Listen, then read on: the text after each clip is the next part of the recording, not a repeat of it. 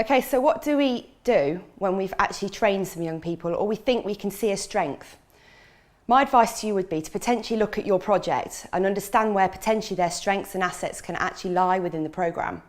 So have a look at creating some roles or giving them some kind of responsibility within the organisation, within the project. This can also link in really well with your development plan. It also is a really good way to evaluate performance. Evaluating performance is really key if you want to benchmark. And what I mean by benchmarking is making sure that if you do a project the next time round or you're working with a different set of young people, you understand that actually you need to learn from your mistakes and learn from the strengths and weaknesses of your programme.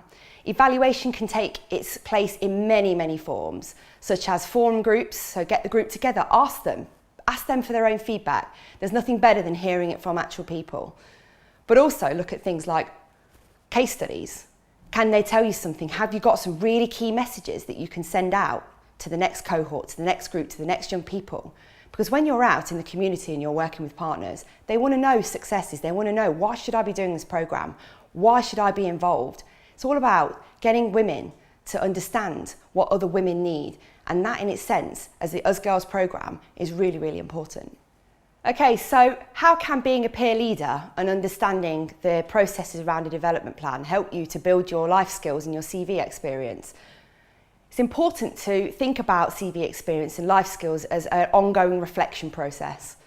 The reflection process has to take place regularly because it enables a young person or peer leader to visualise how far they've come, what progressions they've made, but also to understand that actually, what are my strengths, what are my weaknesses, what can I bring to this organisation, what can I bring to this project, but also to look around potentially areas where you need to potentially ask for support.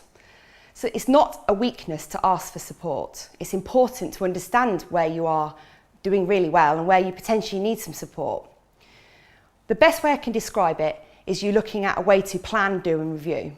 Plan, do and review happens all the time. And actually it's a key skill in life in general. It's not just around this project. So what you need to have a look at is actually, how do I plan my time management? Time management is a key life skill, is a key way to manage your time. Looking at, do I need any external support? Am I doing this right? What are my developments? Where do I need to develop?